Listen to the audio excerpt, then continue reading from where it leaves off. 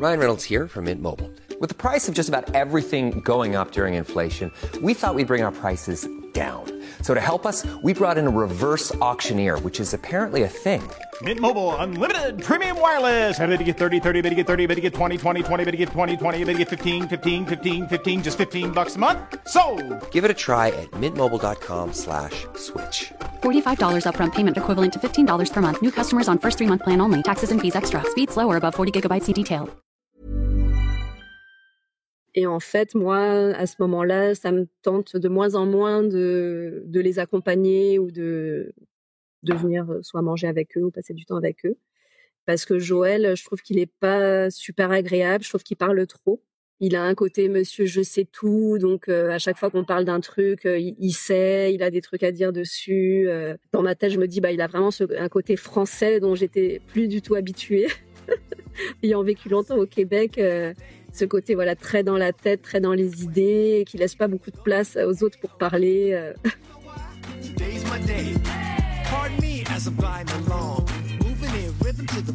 Je suis MC, la rebelle en tutu, et tu écoutes Crush, le podcast qui explore la magie des premiers jours des histoires d'amour. Chaque mardi, je reçois à mon micro un ou une invitée qui me raconte à cœur ouvert une rencontre qui l'a intensément marquée pour un jour, une nuit, quelques années ou toute une vie. J'espère que ces témoignages seront pour toi une source d'inspiration pour comprendre et vivre mieux tes émotions amoureuses. Si tu veux découvrir l'actu et les coulisses du podcast, si tu veux t'inspirer, partager et échanger sur l'amour et les rencontres, rendez-vous sur Instagram et sur la chaîne YouTube @Crush le podcast. Une rencontre ne commence pas toujours par un coup de foudre. Parfois, ça prend un peu plus de temps. Et parfois même, c'est carrément le contraire du coup de foudre lorsque les deux personnes ne s'apprécient pas vraiment. Aujourd'hui, je suis avec Judith. Judith, comment est-ce que tu vas ? Je vais très bien. Très contente d'être avec toi. Je suis ravie aussi. J'ai hâte que tu me racontes cette histoire qui a l'air vraiment pleine de rebondissements. Judith, avant que tu me racontes cette histoire de la rencontre avec un certain Joël, est-ce que tu peux te prêter au rituel de Crush, de te présenter en 5 hashtags, s'il te plaît ? Super. Alors, hashtag la fée des bois. Pourquoi la fée des bois ? J'aime beaucoup la forêt. C'est un environnement qui me ressource énormément. Et la fée parce que j'ai un côté discrétion, douceur, connexion avec l'invisible et c'est un surnom qu'on m'a déjà donné. Voilà. Ensuite, j'ai hashtag expat parce que dans mon histoire, on va entendre que j'ai été expatriée dans différents pays et c'est quelque chose qui a compté dans ma vie. Ensuite, j'ai hashtag expérimenter, le verbe, parce que j'aime beaucoup expérimenter de nouvelles choses dans tous les domaines. C'est quelque chose qui est important pour moi, qui me nourrit beaucoup, que ce soit en cuisine, dans le travail, dans les hobbies. J'aime beaucoup expérimenter de nouvelles choses. Le 4e, c'est regard d'enfant, parce que les enfants m'inspirent beaucoup. En fait, j'aime beaucoup les observer et voir comment eux perçoivent le monde, leur ouverture sans conditionnement, leur émerveillement permanent. Donc, c'est quelque chose dont je me nourris beaucoup aussi.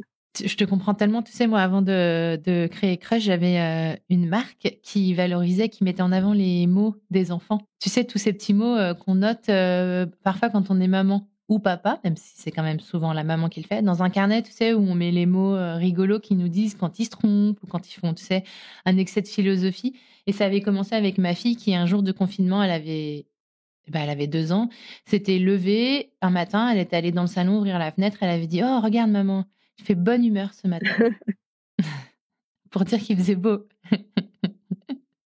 Donc, je te comprends 1000 fois. Et tu as un dernier hashtag. Et le dernier hashtag, c'est sorcière.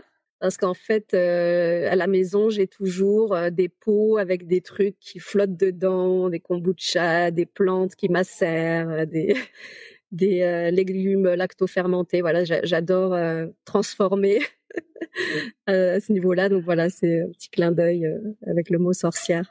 Ok, vive les sorcières. Est-ce que tu as lu le roman Circé ? Non. Je te donnerai la référence. C'est un roman de Madeline Miller qui reprend la mythologie, le personnage mythologique de Circé, qui est une sorcière, et qui le réécrit de façon plus moderne. C'est génial. Donc, je te donnerai la référence, la mettre dans les notes de l'épisode également.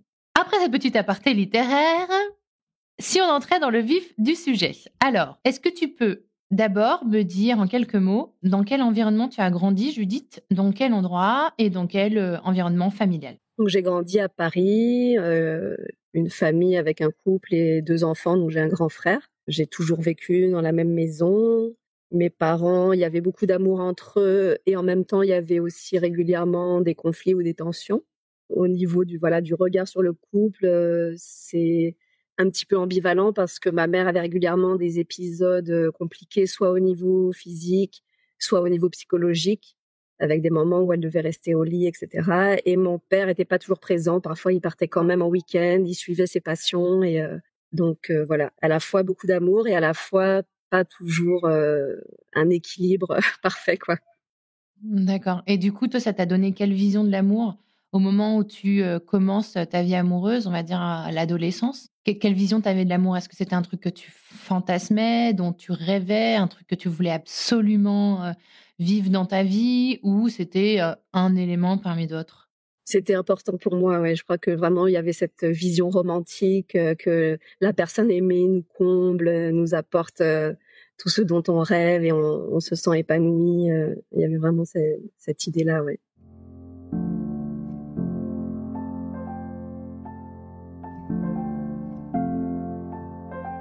Si on remonte il y a 10 ans, est-ce que tu peux me dire quelle était ta vie à ce moment-là? Où est-ce que tu vivais? Tu avais quel âge et dans quel état d'esprit tu étais, à cette période-là de ta vie? Donc il y a 10 ans, je vivais au Québec, depuis 9 ans. Donc je suis partie au Québec, j'avais 26 ans. J'aime le Québec, alors un peu avant, je me suis séparée et là, je viens de rencontrer, un nouvel amoureux et lui, a cette idée depuis longtemps d'aller s'installer au Costa Rica. Il avait un appel intérieur, c'était vraiment, quelque chose qu'il sentait, il avait pas vraiment d'explication rationnelle à ça, mais il sentait qu'il fallait qu'il parte là-bas. On s'est rencontrés, ça fait quelques mois qu'on est ensemble et moi je lui dis: «Bah oui, moi je suis partante, je veux bien aller, vivre une nouvelle expérience au Costa Rica». Sympa le Costa Rica. Ouais, ouais, ouais. Et puis bon, quand on vit longtemps au Québec avec les hivers super longs, c'est assez attirant de se dire: «On va vivre au soleil toute l'année». C'est clair, ça c'est sûr. Sur la plage, dans la jungle, c'est sûr que ça donne envie. Et vous partez vivre au Costa Rica? Ouais, on part une première fois, un petit voyage de repérage. Et on a un village, en fait, un ami commun a un terrain dans un village et il nous oriente en fait vers cet endroit-là qui est dans le sud du Costa Rica. Et donc là, on voit qu'on a une possibilité de louer un endroit facilement, etc. Donc en plein hiver, on part s'installer là-bas. Toi, tu mets quoi comme enjeu dans ce départ avec ce nouvel amoureux, dans un autre coin du monde? De construire une nouvelle vie qui est déjà pleine de nouvelles nouveautés et aussi voilà, on a des assez gros projets et je me lance, voilà, et je suis très très amoureuse donc je me dis de toute façon si je suis avec lui c'est cool, quoi. OK. Comment se passe votre installation et votre, on va dire comment vous apprivoisez votre nouvelle vie? Alors à la fois c'est très excitant, toute cette nouveauté, et à la fois ça demande énormément d'adaptation. C'est un climat chaud, humide, tropical. On parle ni espagnol ni l'un ni l'autre aussi, faut le Pas préciser. pratique. Et donc voilà, c'est excitant, mais en même temps, voilà, il y a plein de défis. Il faut comprendre comment le pays fonctionne, comment les gens fonctionnent. Et au niveau de notre couple, en fait, il y a des décalages rapidement qui se font jour parce que lui, il est un peu dans le genre fonceur, sans trop réfléchir. Donc on y va, on peut investir de l'argent à fond. Et moi, je suis plutôt du genre à observer avant et à sentir les choses et à prendre le temps. Donc déjà, il y a vraiment un décalage dans nos rythmes qui sont assez difficiles pour moi. Et voilà, donc il y a un peu des deux, d'excitation, de difficulté. Donc là, en arrivant, on loue des petites maisons en bois qu'on appelle des casitas, chez un propriétaire français. Et en fait, un soir, le proprio des casitas dit à tout le monde, bah voilà, si ça vous dit, on fait une sortie au resto. Et donc, on se retrouve à une dizaine de personnes au restaurant. Et c'est à ce moment-là que je vais croiser un certain Joël, voilà, parmi d'autres personnes qui me posent quelques questions sur nos projets, qu'est-ce qu'on fait là au Costa Rica Et bonne ambiance, quoi. Ouais, voilà. Ce certain Joël, il te fait un effet particulier? Non, pas vraiment. On n'a pas l'occasion d'échanger énormément et donc du coup, voilà, C'est juste quelques mots échangés. Il me pose pas mal de questions sur nos projets, donc ça m'intrigue un petit peu. Mais voilà, sans plus que ça. Tu le trouves comment?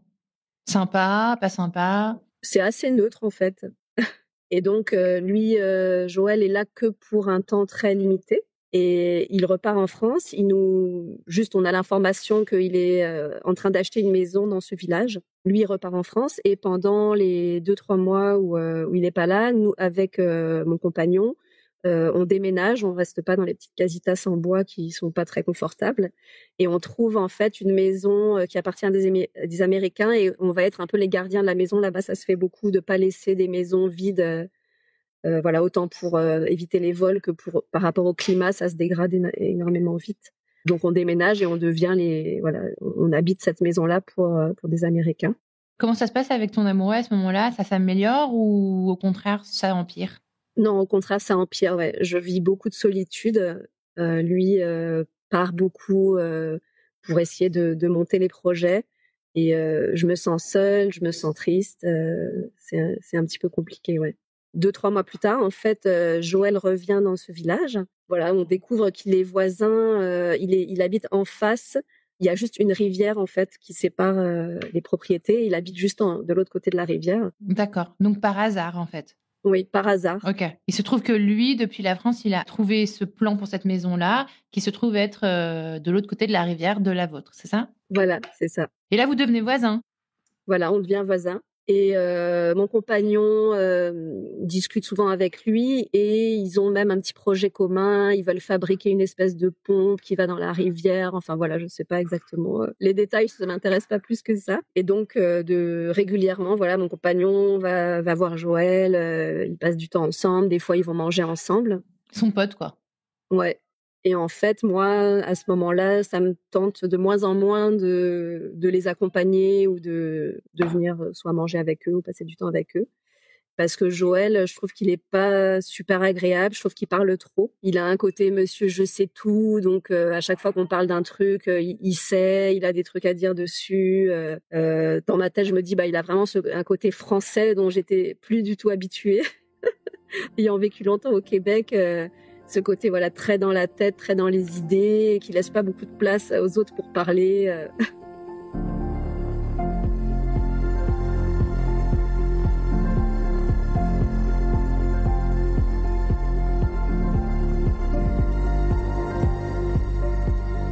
Donc tu passes en fait de plutôt d'un point de vue plutôt neutre vis-à-vis de Joël à carrément il me tape un peu sur les nerfs et je l'aime pas quoi. Enfin je l'aime pas beaucoup. Voilà, exactement. Ouais, il me tape sur les nerfs. Donc tu les laisses tous les deux, ton amoureux et Joël, faire leurs petites histoires et basta. Jusqu'à ce que un jour mon amoureux me dise un dimanche midi, est-ce que tu veux qu'on aille au restaurant, on invite Joël. Et ce jour-là, je suis de bonne humeur. Je me dis bon, allez, pourquoi pas. Donc on va au restaurant tous les trois. Le repas se passe bien. Et à la fin du repas, mon compagnon se lève et va discuter avec le propriétaire du restaurant parce que c'est un nouveau restaurant et que il veut aller discuter avec le propriétaire. Et donc je me retrouve en tête à tête avec Joël et ça dure un long moment, peut-être une demi-heure, 3/4 d'heure.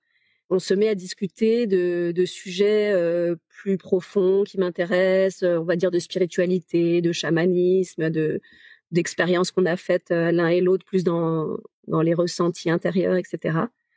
Et finalement, c'est une conversation agréable et je sens une connexion quand même, une connexion plus que du superficiel, quoi.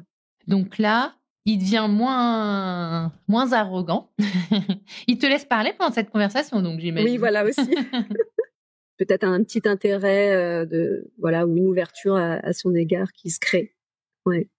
Donc un ami à moi du Québec qui s'appelle Michel, on l'appelle Michelito avec le côté espagnol, qui m'écrit qu'il vient au Costa Rica et est-ce que il y a moyen de l'héberger. Moi là où j'habite c'est pas possible, donc et Joël lui où il vit il y a 2 chambres, il en utilise qu'une, donc je demande à Joël si c'est possible d'héberger cet ami. Joël est d'accord. Donc l'ami débarque et c'est un ami qui a entre autres il est clown de formation, donc c'est quelqu'un de très drôle avec beaucoup d'humour, très ouvert, très vivant, et donc je viens beaucoup plus régulièrement chez Joël pour voir cet ami. Et avec Joël, entre Michelito et Joël, il y a aussi une super connexion qui se crée. Ils sont tout le temps en train de rire, de jouer sur les mots. Je vois aussi que Joël, c'est quelqu'un qui aime beaucoup jouer sur les mots et qui a de l'humour. Et donc, on passe des moments mais vraiment géniaux tous ensemble. On a des repas, on a des crises de fou rire. C'est vraiment très, très, très sympa. Ok. Et ton pote Michelito, il est là en vacances ou il s'installe? Il est là en vacances, mais vraiment pour peut-être 2-3 mois. Il a décidé de ne pas passer l'hiver au Québec et il a envie de rester là un certain temps. Sage décision. Oui. De ne pas passer l'hiver au Québec, enfin, de mon point de vue. Ok, donc là, vous devenez potes en fait. Enfin, Joël devient quand même parmi tes potes les plus proches là-bas au Costa Rica. Oui, d'ailleurs, il y a aussi le fait qu'à un moment donné, j'ai plus Internet, donc je vais chez lui tous les jours pour me connecter à Internet. À un moment donné, j'ai plus d'eau chaude, donc je vais prendre la douche chez Joël. Donc voilà, il y a de plus en plus de moments où je suis chez lui, quoi.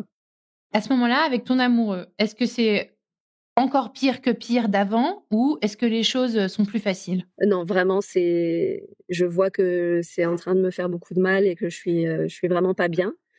Et je sens qu'il faut que je me sépare et en même temps, je n'y arrive pas. C'est comme s'il y avait une sorte de dépendance affective qui s'est créée. Et il se trouve que Michelito, lui, a une formation de coach. Et à un moment donné, comme il a des douleurs au dos, il me demande si je peux lui donner des cours de yoga, parce que je me suis formée en yoga.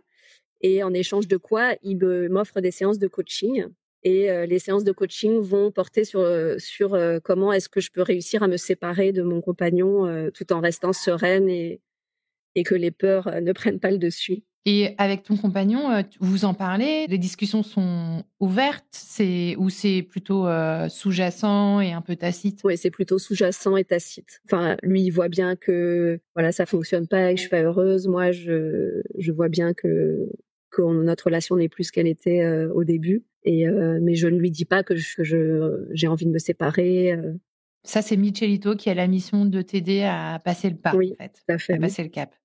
Et est-ce qu'à ce moment-là, Joël, il prend une place particulière pour toi ou même pas du tout? Non, pas encore. En fait, pendant ce processus-là, un jour, j'arrive chez Joël et lui, il est en train de faire des travaux pour refaire le tour de sa piscine. Il refait le ciment en fait autour de sa piscine. Et ce jour-là, donc j'arrive, il est en train de pousser une brouette de ciment torse nu. Et d'un coup, j'ai un désir physique qui monte pour lui, qui me tombe dessus. Où intérieurement, je me dis « Oh non, pas ça », parce que déjà que c'est compliqué émotionnellement dans ma vie, je me dis « Mais qu'est-ce que ça vient faire là ?»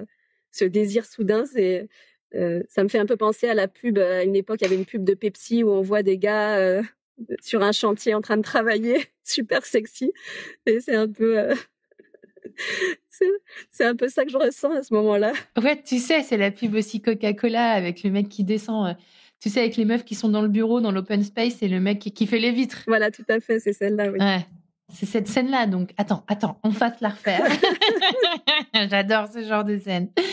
Donc, lui, il est torse nu dans son jardin en train de pousser une brouette, c'est ça? Et là, bam, tu t'arrêtes. Ouais, c'est comme j'appelle ça un coup de désir, parce que c'est comme un coup de foudre, mais pas amoureux, c'est vraiment un désir qui monte. Ouais. Ok, qu'est-ce que tu fais? Tu lui sautes dessus? Je fais comme si de rien n'était. Tu deviens toute rouge? Je sais pas, mais bon, avec la chaleur, finalement, ça peut passer inaperçu. Tu vas lui dire ce que tu avais à lui dire quand tu étais venue chez lui pour lui... J'arrive, je pense qu'à ce moment-là, c'est parce que je dois me connecter à Internet, donc j'ai mon ordi à la main, j'arrive, je m'installe. Qu'est-ce que tu vas faire de ce moment-là? Comment tu vas l'interpréter et est-ce qu'il va déclencher des actions ou des réflexions chez toi? Je pense que ça déclenche au niveau de la façon dont j'interagis avec Joël. Vraiment, je le regarde différemment. Et en fait, je vois aussi que je lui suis pas indifférente. Parce que par exemple, quand j'arrive et que j'ai une robe, des fois il me dit « Ah, t'es mignonne dans cette robe », des choses comme ça. Donc, on sent que voilà, il y a des petits signes quand on se tourne autour.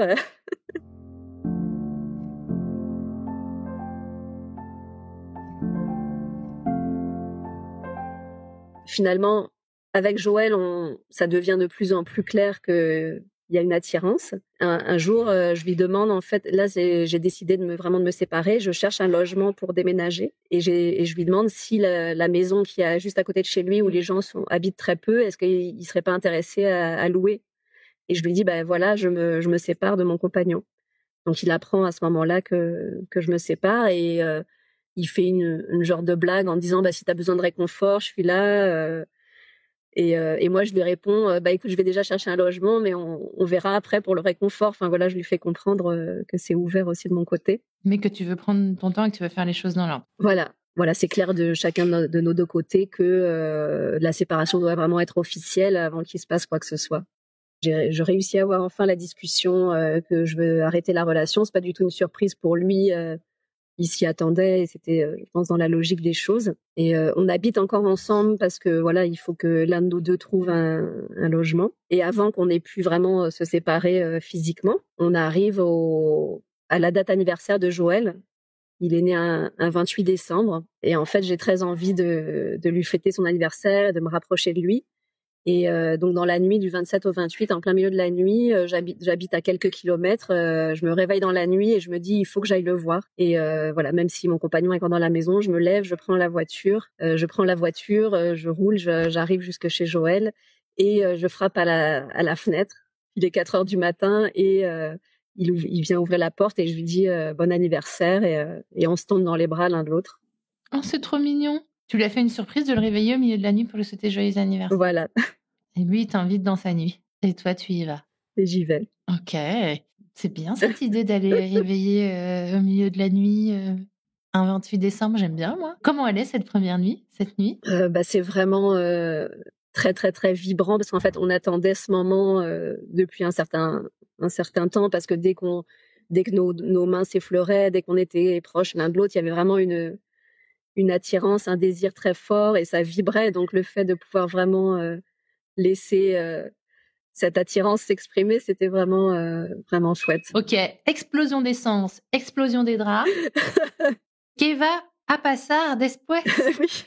Qu'est-ce qui va se passer après? Alors après, je mets quelques jours à dire à mon ex-compagnon qu'il y a une nouvelle relation qui a commencé. Je préfère lui dire parce que j'ai pas envie qu'il l'apprenne. Ok. Oui, parce qu'ils se connaissent un peu quand même. Ils se connaissent un peu. Et ce qui est rigolo, c'est que mon ex-compagnon, en fait, il sentait qu'il y avait quelque chose, il y avait anguille sous roche, mais il croyait que c'était avec Michelito. Parce que donc, comme j'étais tout le temps aller faire des séances de coaching avec et qu'on rigolait tout le temps, donc je lui dis, il y a une nouvelle relation qui a commencé pour moi. Il me dit ah bah oui avec Michelito et je lui dis non, c'est avec Joël. Et donc il dit ah bon d'accord et il est un peu surpris. Et vous êtes super zen en fait, la séparation c'est méga zen quand même ou c'était plus complexe que tu en dis aujourd'hui? Non, c'était super zen. Il n'y a pas eu vraiment de crise etc. C'est plutôt dans les semaines qui ont suivi que émotionnellement, moi, j'ai du mal à gérer parce qu'on a des choses matérielles à gérer, des achats, un achat de terrain qu'il y a eu, des choses à concrétiser dans la séparation. Et moi, ça me perturbe. Donc, c'est vrai que avec Joël, à la fois, on est dans ce début de vraiment d'énergie haute, de connexion très forte. Et en même temps, il y a des moments où moi, émotionnellement, je suis à fleur de peau, je m'emporte pour rien. Malgré tout, votre relation s'épanouit. Qu'est-ce qui se passe entre vous? Comment vont évoluer les choses? Alors d'abord, j'habite toute seule pendant un moment. J'ai vraiment besoin d'un temps pour digérer la relation qui vient de se terminer, où on est encore en plus à gérer du matériel, etc. Et aussi, ce qui se passe, c'est que Joël, très vite, il me fait comprendre qu'il a vraiment des sentiments d'amour pour moi. Et moi, sur le moment, en fait, je me sens pas ouverte à sentir cet amour et à le laisser s'exprimer ou à envisager quelque chose. C'est plus vraiment quelque chose de physique et nos énergies qui fusionnent ensemble. Et quand on est ensemble, il se passe même des choses assez surprenantes. On a des visions, on a des... Ah, vas-y, raconte. Après, on y croit pas, mais on a des sortes de visions comme si c'était des vies passées. On a des visions de personnages avec des scènes d'autres époques où on est ensemble, où on se voit, on n'est pas physiquement les mêmes, mais on sait que c'est l'un et l'autre. Et on voit des choses comme ça avec beaucoup d'émotions, avec les corps des fois qui tremblent. Enfin, c'est assez particulier. Ces visions-là, c'est sous ayahuasca ou Pas du tout, justement. C'est juste parfois, on s'allonge en se tenant la main sur le lit et il y a des choses qui montent comme ça. C'est très fort et il y a parfois, on voit des symboles. Alors moi, je fais des recherches sur Internet, puis on trouve des liens entre nos visions et les symboles de ces époques. Enfin, c'est vraiment assez particulier. Bah ouais, parce que tu sais, je sais que tu peux, avec la danse chamanique, convoquer ou aller vers des états de transe pendant lesquels tu peux avoir des visions comme ça et comprendre certaines choses sur ta vie. Mais là, vous n'avez même pas de passage, en fait. Il y a même pas de mise en transe ou je sais pas comment ça s'appelle, mais... C'est vraiment le fait d'être l'un avec l'autre. Je peux rajouter aussi qu'au Costa Rica, il y a vraiment une énergie très forte et qu'il y a beaucoup de gens qui font des expériences inhabituelles ou énergétiques au Costa Rica. Et moi, c'est des choses que j'ai un peu expérimentées avant. Quand je vivais au Québec, j'ai fait des ateliers en état modifié de conscience où j'ai eu accès à des choses comme ça. Mais c'est vrai qu'avec Joël, il n'y a pas de mise en transe ou de situation, de tambour, de quoi que ce soit. C'est vraiment le fait d'être l'un avec l'autre, ça provoque des ouvertures. Et toi, du coup, ça, par exemple, pour toi, c'est des signes? Est-ce que tu les interprètes? Est-ce que par exemple, tu te dis, non, mais c'est pas possible, en fait, ce n'est pas un mec comme les autres qui va croiser un peu mon chemin? Est-ce que, du coup, ça te provoque des réflexions où tu te dis, ça se trouve, ça va être quelqu'un qui va être super important dans ma vie, ou t'en es pas encore là? J'en suis pas encore là. Je me dis, on vit quelque chose de très fort, mais je me projette pas à ce moment-là dans le futur. C'est pas forcément nommé, mais il voit que j'ai besoin de temps pour digérer émotionnellement la relation qui s'est terminée. Et ça aussi, je trouve intéressant, c'est qu'il me voit aussi des fois dans les premières semaines, les premiers mois d'une relation, on est sous notre meilleur jour. Mais moi, il me voit par moments pas du tout sous mon meilleur jour où j'arrive chez lui, il me fait une réflexion, je pète un plomb et je m'en vais, quoi. Donc voilà, il y a des moments comme ça, mais bon, il accueille ça, il a de la patience et il voit que c'est difficile pour moi et que je pense qu'il voit que ça va s'apaiser avec le temps. Toi, tu te dis plus du tout qu'il est qu'il est monsieur je sais tout? Non. Peut-être par moment, s'il est en discussion, on va dire, sur des idées avec d'autres personnes et que je vois qu'il a ce côté voilà où il aime bien parler et amener son point de vue, mais c'est plus, je le vois plus du tout de la même façon. Non. Comme quoi, se fier aux apparences, aux premières impressions, ça peut être trompeur. Exactement. Et la vie peut nous surprendre. Ça, c'est toi qui l'as dit. Et les 90 autres invités de Crush. Oui.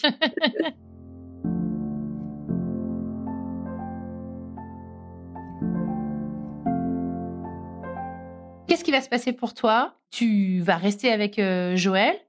Tu vas rester au Costa Rica? Qu'est-ce qui va se passer par la suite?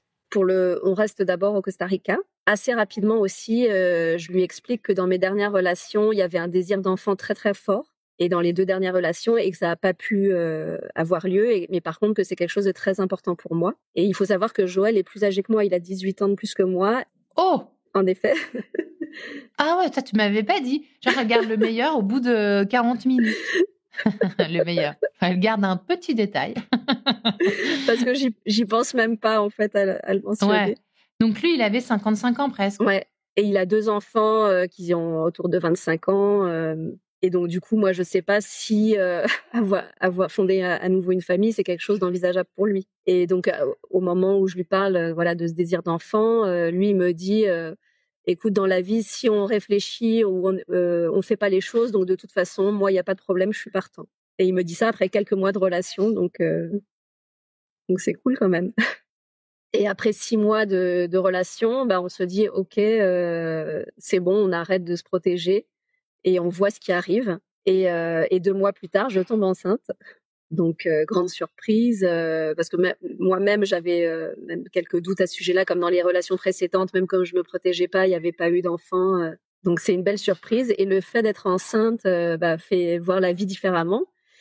Et ma vie au Costa Rica est pleine d'incertitudes et je me sens pas tout à fait en sécurité. J'ai pas de point de repère. On habite très loin des hôpitaux et à ce moment-là, je me dis bon. est-ce que rester au Costa Rica, c'est vraiment ce qui me convient? Donc, je repars au Québec toute seule pendant 1 mois pour sentir, en fait, si je me sentirais mieux au Québec. Et effectivement, intérieurement, dans mon cœur, j'ai vraiment envie d'être au Québec pour cette grossesse et l'accouchement. Donc, tu préfères le froid à la chaleur quand tu es enceinte. Et je te comprends. Comme je te comprends. Ok, du coup, vous déménagez au Québec? Tu l'emmènes avec toi? Il me suit au Québec. Ce qui est rigolo, c'est que des années avant, il avait eu l'idée de déménager au Québec. Ça avait fait partie d'envie qu'il avait. Donc, il est OK avec cette idée. Et donc, je vis ma grossesse et l'accouchement au Québec. L'enfant naît au mois de mai, pas en plein hiver. C'est un petit garçon. Et aujourd'hui, il a 8 ans et demi. Après 1 an au Québec et après avoir vécu un hiver complet, Joël, lui, il se rend compte que les hivers québécois, vraiment, ça ne le fait pas du tout pour lui. C'est quelqu'un qui aime beaucoup vivre dehors, bricoler dehors. Et en fait, 6 mois d'hiver, c'est vraiment difficile. Ah, il paraît que c'est vraiment incroyable, hein, mais vivre là-bas, à mon avis, c'est vrai que c'est quelque chose, hein, c'est costaud. Ouais, surtout sur la longueur de l'hiver. Et donc, en parlant des projets dont on a envie d'être en lien avec la nature, un potager, voilà, etc. On se dit, finalement, en France, il y a un climat tempéré. Pourquoi pas ne pas retourner en France où on a nos familles et donc, finalement, quand mon fils a un peu plus d'1 an et demi, on déménage en France. Aujourd'hui, vous êtes toujours ensemble? On est toujours ensemble. Vous êtes mariés? Non, on n'est pas mariés. Elle est belle, cette histoire. Elle fait voyager déjà. Quelle leçon tu en tires, en fait? Parce que c'est vrai qu'il y a beaucoup de choses dans ton histoire entre, t'étais loin, t'avais pas de repères. C'est quelqu'un que tu croises complètement par hasard à l'autre bout du monde. Je trouve ça toujours encore plus incroyable. Au départ, ce qu'on disait tout à l'heure, au départ, il te plaît pas à voir, il t'énerve, quoi. Il t'exaspère. Donc, vraiment, il génère chez toi des sentiments qui sont pas positifs, des émotions qui sont pas positives. Et pourtant, ce qu'on disait au tout début avec l'ouverture d'esprit, la curiosité, ton rapport à la vie, tu découvres quelqu'un d'autre derrière ces premières impressions que tu as eues. Toi, t'en tires quelle leçon? Qu'est-ce que ça t'évoque? Comme on disait déjà tout à l'heure, laisser la vie nous surprendre, hein. Parce que, comme dit l'adage, si vous voulez faire rire Dieu, parlez-lui de vos plans.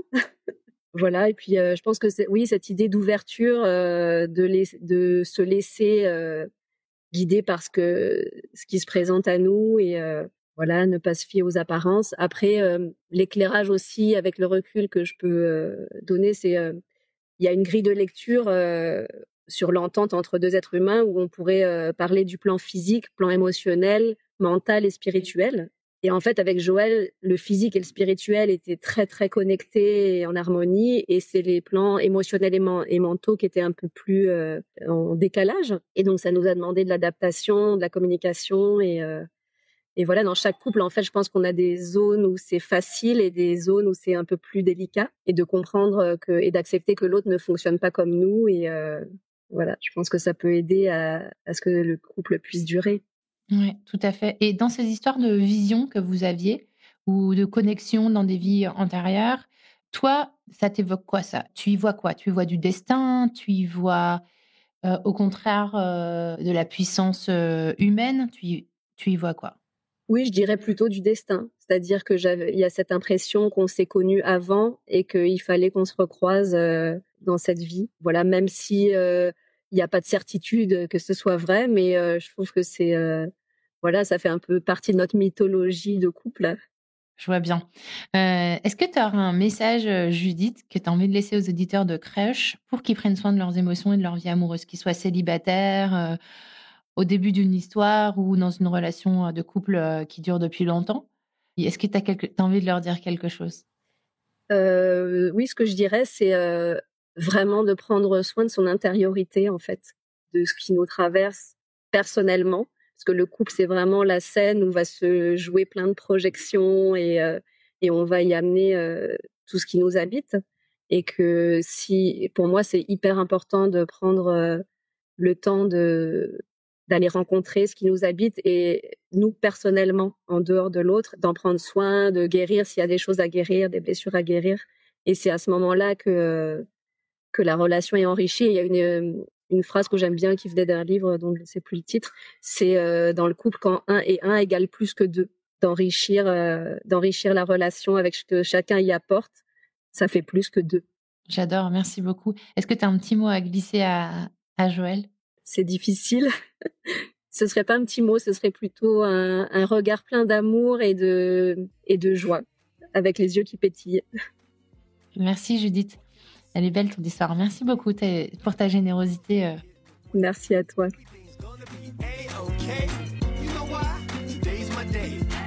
Merci d'avoir écouté cet épisode.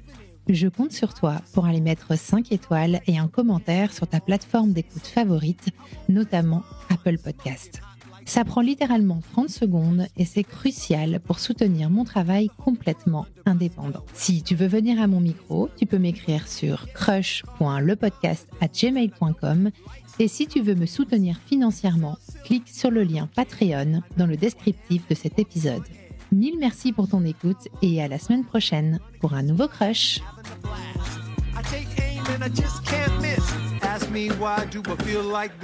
What can I say? Today's my day.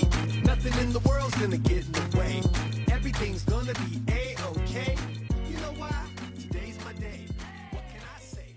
Today's my day.